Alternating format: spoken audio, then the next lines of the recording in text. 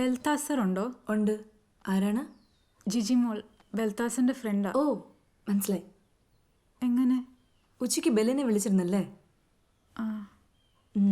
വരൂ. Bell. Yes. Jijimol. Jijimol ഭയങ്കര സുന്ദരിയാണല്ലോ. സുന്ദരിയൊക്കെയാണ്, പക്ഷെ എന്നാ ചെയ്യാനാ? ഇരിക്കും, കുടിക്കാൻ എന്തെങ്കിലും എടുക്കാം. നീ വിളിച്ചപ്പോൾ ഞാൻ ബൈക്കിലായിരുന്നു. കവലയിൽ ഞാൻ കുറേ നേരം നിന്നായിരുന്നു. അയ്യോ, ഇതാ ഫയലും. ഞാൻ ഇറങ്ങിയതാ അങ്ങോട്ട്, പക്ഷെ അപ്പോഴാ അച്ഛന് കൂടുതലായി. പിന്നെ ട്രിപ്പിളിലും പരിപാടിയൊക്കെ ആയിട്ട് ആകെ. ഓ, അപ്പോൾ ഒരു ഉത്തരവാദിത്തമൊക്കെ ഉണ്ട് ഇപ്പോൾ. ഞാൻ ഇവിടെ വെറുതെ ഇരിക്കാനെന്ന് ഇപ്പോൾ മനസ്സിലായില്ലേ? അത് മനസ്സിലായി. എന്നിട്ട് അച്ഛനെവിടെ? ആ മുറില വാ. നിന്റെ മാഡം എത്ര സൂപ്പറാന്ന് ഞാൻ വിചാരിച്ചില്ല കേട്ടോ. എനിക്ക് ഇച്ചിരി പേടിയാവുന്നുണ്ടേ. എന്നതിന്? എടി, അവരൊക്കെ വേറെ ലെവൽ ആൾക്കാരാ, നമ്മളൊന്നും മൈൻഡ് പോലും ചെയ്യത്തില്ല. പക്ഷെ ബെൽ എന്നുള്ള ആ വിളി കേട്ട് അങ്ങനെ തോന്നത്തില്ലല്ലോ. ഇതാ ചാൻ. ഇങ്ങനെ കിടക്കത്തേ ഉള്ളോ? ബെഡിലൊരു സ്വിച്ച് ഒക്കെ എണീറ്റിരിക്കും. വാ. ഇതെന്നതാ? അത് അച്ഛൻ എന്നെ വിളിക്കാനുള്ളൊരു സെറ്റപ്പ്. അതിന് നീ എപ്പോഴും അച്ഛൻ്റെ കൂടെ ഉണ്ടാകത്തില്ലേ? എപ്പോഴും കൂടെ ഉണ്ടെന്ന് വെച്ച് പുള്ളിക്ക് ഒച്ചെടുത്ത് വിളിക്കാനൊന്നും പറ്റത്തില്ലല്ലോ. ഒരു ചോദ്യങ്ങളോട് വന്നേ. നീ ആരുടെ ഐഡിയ? എൻ്റെ തന്നെ. അപ്പച്ചക്കന് ബുദ്ധിയൊക്കെ ഉണ്ടോ? ഒരുപാട്. ബെല്ലിനെ ഇവിടെ നിന്ന് ഓടിക്കാനുള്ള പരിപാടിയാണല്ലേ? ഓടിച്ചില്ലേ ശരിയാവില്ല ചേച്ചി. ഉഴപ്പിൻ്റെ ഉസ്താദാ. ഏയ്, നമ്മളൊരു പിടിയിട്ട തീരാന്ന് ഉഴപ്പിക്കുള്ളൂ. പേടിക്കണം. എന്നാ നമുക്ക് ഇറങ്ങാം. അല്ല, എനിക്കിന്ന് ഇവിടെ നിൽക്കണം. അച്ഛനും ട്രിപ്പ് ഇട്ടേക്കുമല്ലേ? സർട്ടിഫിക്കറ്റിൻ്റെ കോപ്പി ഞാൻ എടുത്ത് വെച്ചിട്ടുണ്ട്. പക്ഷെ ഒറിജിനൽ പിന്നെ പ്രൊഡ്യൂസ് ചെയ്യേണ്ടി വരും. ഞാൻ ഇറങ്ങുവാണ് ചേച്ചി. ഇത്ര പെട്ടെന്നോ? വീട്ടിൽ അനിയത്തി ഒറ്റയ്ക്ക. ചേച്ചി മോളെ, ഒരു 20 മിനിറ്റ്സ് ആണ്. ഈ ട്രിപ്പ് തീരുമ്പോഴത്തേക്ക് ഞാൻ എത്തിയേക്കാം. ഓക്കെ. വാ. ശരി ചേച്ചി. ആ ട്രിപ്പ് കഴിഞ്ഞാൽ നിനക്ക് വീട്ടിൽ പോയിക്കൂടെ? ആ ട്രിപ്പ് കഴിഞ്ഞാൽ അടുത്ത ട്രിപ്പ് ഇട്ട് കൊടുക്കണം. എൻ്റെ പൊന്ന് ജിജി, ഒന്ന് വന്നേ വേഗം.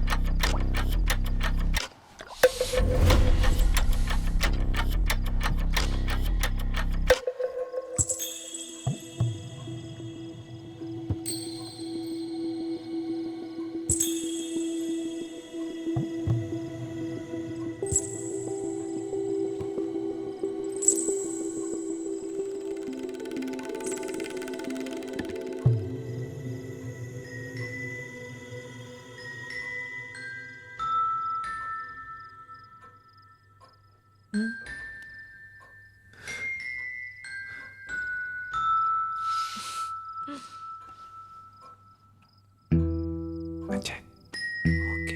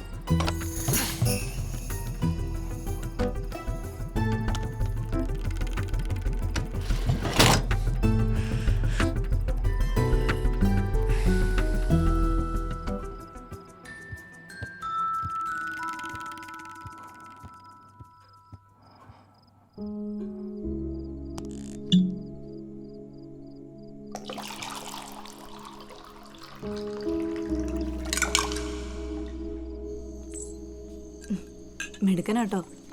വൈകുന്നേരം നല്ല കഷ്ടപ്പാടായിരുന്നല്ലേ? ഓ, എനിക്കിപ്പോൾ ആ കഷ്ടപ്പാടൊന്നും അറിയത്തില്ലാത്ത അവസ്ഥയാണ്. അതെന്താ? മാഡം എപ്പോഴും ഇങ്ങനെ അടുത്തുണ്ട്. മാഡം ഒന്നും വേണ്ട, സെലേന അത് മതി. എന്നിട്ട് ഞാൻ അടുത്തുള്ളപ്പോൾ ഭയങ്കര രസമാന്നേ. സെലന എന്നുള്ള പേര് തന്നെ എന്നാ ഭംഗിയാ. എൻ്റെ മമ്മി ഇട്ട പേരായത്. എനിക്കൊരു കൂട്ടുണ്ടായിരുന്നു, തന്നെ പോലെ ഒരാൾ. അയാളാ എനിക്ക് ഈ പേരിൻ്റെ കഥയൊക്കെ പറഞ്ഞു തന്നത്. അതിനാ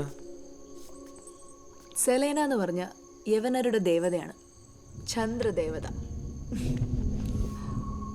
അങ്ങനെയാണെ മമ്മി അറിഞ്ഞിട്ട പേരാ.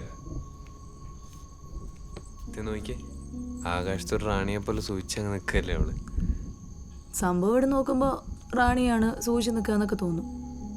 അടുത്ത് വന്നാലും സത്യം എന്താണെന്ന് മനസ്സിലാവും.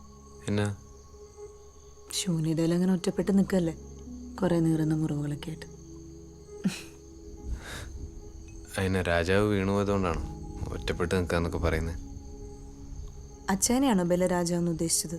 ആ,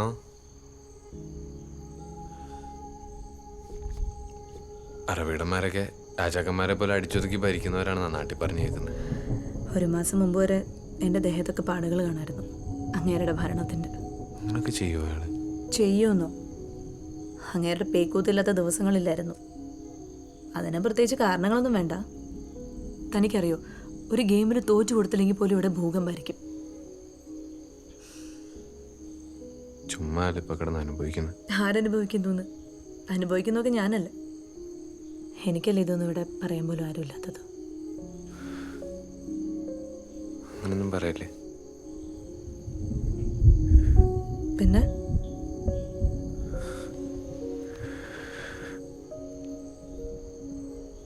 ഒരു റാണിയാകുമ്പോൾ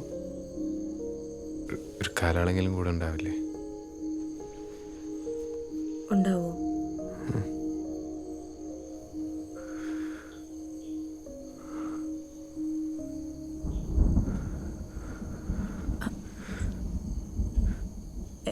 എങ്കിൽ ഞാൻ ഡിന്നർ റെഡിയാക്കിയിട്ട് വരാം.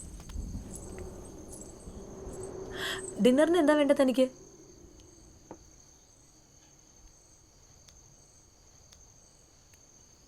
ഇന്നലെ 5-ന്റെ സമയത്ത് എന്തോ കിട്ടുമെന്ന് ഞാൻ പ്രതീക്ഷിച്ചായിരുന്നു. അതെയോ? എന്നാ എൻ്റെ മനസ്സ് മാറുന്നതിന് മുമ്പേ അതങ്ങെടുത്തോ.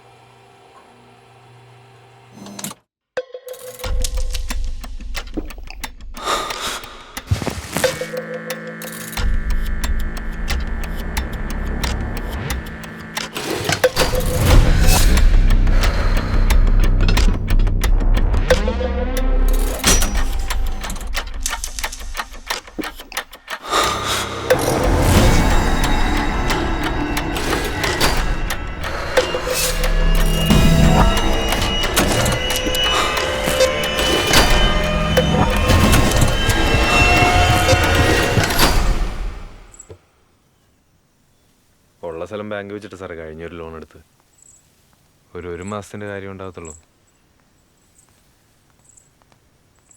അതെല്ലാം നടക്കാല്ലേ? ഒന്നുമില്ല. ശരി എന്നാ, ശരി. ഒന്നുമില്ല. എന്താ കാര്യം? ഒന്നുമില്ലെന്നേ. ഏയ്, എന്നോട് കള്ളം പറയണ്ട. ജിജിയായിട്ട് വഴക്കിട്ടോ? ഒന്നുമില്ല. നമ്മുടെ കാര്യം അറിഞ്ഞോ ആരെങ്കിലും? ഇല്ല ഇല്ല. ഇത് രണ്ടും അല്ലെങ്കിൽ പിന്നെ കാശിൻ്റെ എന്തെങ്കിലും പ്രശ്നമായിരിക്കും. ഞാനും ജോബിഷും കൂടെ ഒരു പ്ലാൻ ഇട്ടായിരുന്നു. എൻ്റെ ചേട്ടനൊരു 3-4 കൊല്ലം കൂടി ഗൾഫിൽ നിന്ന് വരുന്നുണ്ടായിരുന്നേ. അപ്പോൾ കുറച്ച് സ്വർണം കൊണ്ടുവരാനുള്ളൊരു പരിപാടി. എയർപോർട്ടിൽ നിന്ന് കടന്നു പോന്നു, പക്ഷെ വഴി വെച്ച് സ്ക്വാഡ് പൊക്കി. എന്തിനാണ് ഈ ആവശ്യമില്ലാത്ത പണിക്ക് പോയത്? ഞാൻ ഇസ്രായേലിൽ പോകാൻ കുറച്ച് പൈസ പെട്ടെന്ന് സെറ്റ് ചെയ്യാൻ വേണ്ടി ചെയ്തതാ. പലരെയും വിളിച്ചു നോക്കുന്നുണ്ട്, 4-5 ലക്ഷം രൂപ വേണം ചേട്ടനെ ഇപ്പം ഇറക്കാൻ. വ്യക്തമായിട്ട് പറ, 4 ആണോ 5 ആണോ? 4 ലക്ഷം രൂപ എൻ്റെ ഫൈൻ. പിന്നെ ഈ കിമ്പിളും എല്ലാം കൂടെ ഒരു 1 രൂപ വരുമായിരിക്കും.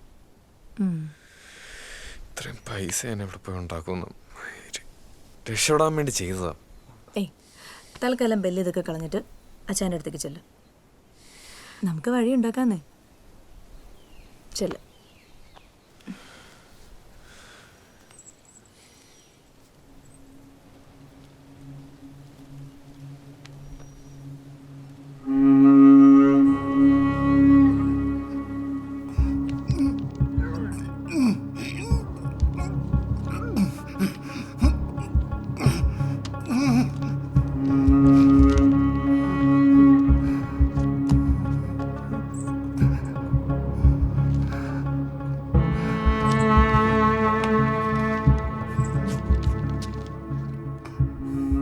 ദാ, ഇപ്പൊ പ്രശ്നമല്ലേ സോൾവ് ആയില്ലേ?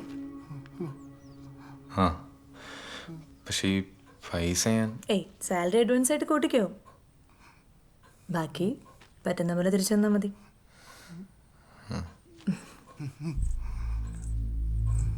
സലണ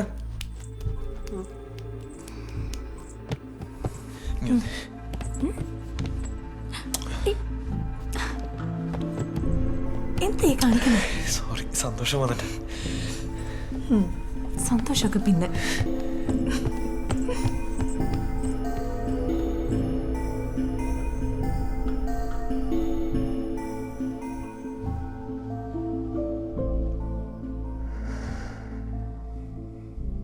ഈ കിടപ്പേ കിടപ്പ് ഭയങ്കര കമ്പിയ.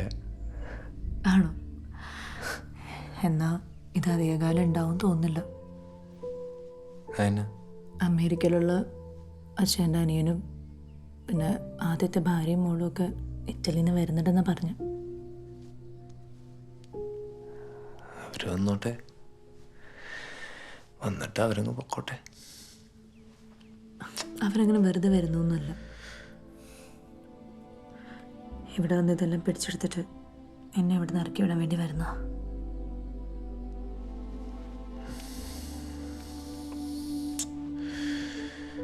എങ്ങനെ എന്തോ വിൽപ്പത്രമൊക്കെ ഇല്ലേ? അച്ഛൻ മരിച്ചു കഴിഞ്ഞാലല്ലേ ഈ വിൽപ്പത്രത്തിലൊക്കെ കാര്യമുള്ളൂ. അതിനുമുമ്പ് അവരോട് വന്ന് എന്നെ ഇറക്കി വിട്ടിട്ട് കേസ് കൊടുത്താലോ? അങ്ങനെ അങ്ങ് ഇറക്കി വിടാൻ പറ്റുമോ? ഈ അച്ഛൻ്റെ ഭാര്യയില്ലേ? അല്ല, അച്ഛൻ്റെ ഭാര്യ എന്നുള്ള കാര്യം എന്നെ ഓർമ്മിപ്പിക്കല്ലേ.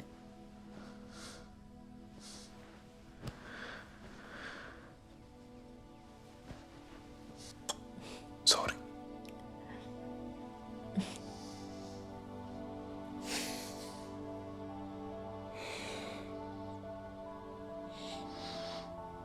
നീ എന്തിനാ അയാളെ കെട്ടാൻ പോയത്? ആ കല്യാണത്തിൻ്റെ ആലോചന വന്നപ്പോൾ എന്നോട് എല്ലാവരും പറഞ്ഞത്, അയാൾ പ്രായമുള്ള ആളല്ലേ, എന്നെ പൊന്നുപോലെ നോക്കുന്നൊക്കെ.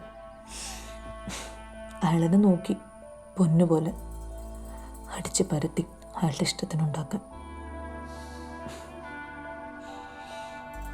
അയാളങ്ങനെ നോക്കി നോക്കി വേദനയും സുഖമൊന്നും അറിയാത്തൊരവസ്ഥയിലായി.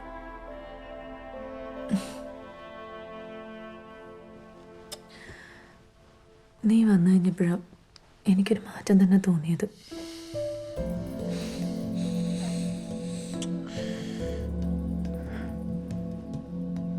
ഇനിയിപ്പോൾ എന്തായാലും നിനക്ക് വിഷമിക്കേണ്ടി വരത്തില്ല. ഞാനില്ലേ ഇപ്പൊ കൂടെ. എൻ്റെ പിമ്പായിട്ടായിരിക്കും. അതെന്നെ വർത്താനോ അതല്ലേ പറയുന്നേ? പിന്നെ നിനക്ക് എന്ത് ചെയ്യാൻ പറ്റുന്ന ബെൽ?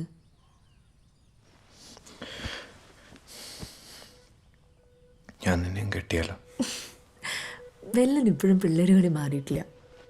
നേരത്തെ കള്ളു കുടിച്ചിട്ട് ഓരോന്ന് പറ. അല്ല, ഞാൻ സീരിയസ് ആയിട്ട് പറഞ്ഞ, വെറുതെ പറഞ്ഞല്ല. ചേച്ചി മോളൊക്കെ ഇപ്പം എൻ്റെ മനസ്സിൽ നിന്നേ പോയി. നമുക്ക് രണ്ടുപേർക്കും ഇങ്ങനെ ഒരുമിച്ച് ജീവിച്ചാൽ പോരെ, സുഖമായിട്ട്. ഇതുപോലെ കൊതിച്ച് കൊതിച്ച് ഞാൻ അച്ഛനോട് ഇറങ്ങിപ്പോന്നു. പക്ഷെ വീട്ടിൽ വളർന്നൊരു പട്ടിയുടെ വില പോലെ. പിന്നെയും പിന്നെ അത് പറയുന്നേ. അത് വിട്, നമുക്കിങ്ങനെ നമ്മൾ മാത്രമായിട്ട് ഹാപ്പി ആയിട്ട് പോവാം. ബെല്ലനൊരു കാര്യം അറിയോ, ഞാൻ എത്ര പ്രാവശ്യം മരിക്കാൻ ശ്രമിച്ചിട്ടുണ്ടെന്ന്. എന്നാ മണ്ടത്തരോ അതൊക്കെ? ഈ എല്ലോ സച്ചായനായാലും വേറെ എന്നാ വന്നാലും നമ്മൾ പിടിച്ചു വെക്കുമല്ലേ വേണ്ടേ? അയാളുടെ അടുത്ത് അങ്ങനെ ഒന്നും നടക്കില്ല. അല്ലെങ്കിൽ പിന്നെ അയാളെ കൊന്നിട്ട് ജയിലിൽ പോയി കിടക്കണം. എന്നിട്ടോ അങ്ങനെ നമ്മുടെ ജീവിതം കൊണ്ട് കളഞ്ഞാൽ ചെയ്തിട്ട് എന്നാ കാര്യം? എന്നാ നമ്മുടെ ജീവിതം കളയാതെ അയാളെ കൊല്ലാൻ പറ്റുമോ? അതിൽ കാര്യമില്ലേ? നീ എന്നെ പറയുന്നേ? മേഴ്സി കില്ലിംഗ് എന്നൊക്കെ കേട്ടിട്ടില്ലേ? അതുപോലെ.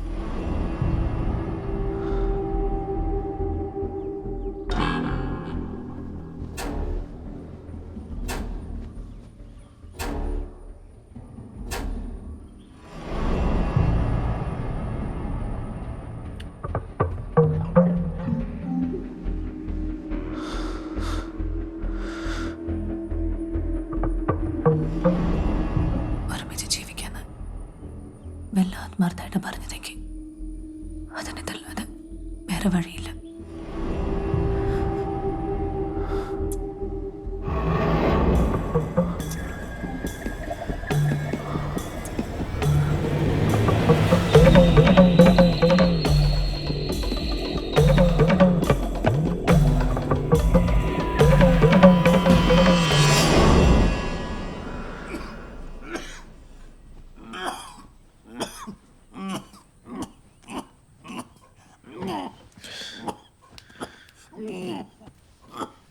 എന്നാ പറ്റിയച്ചാ?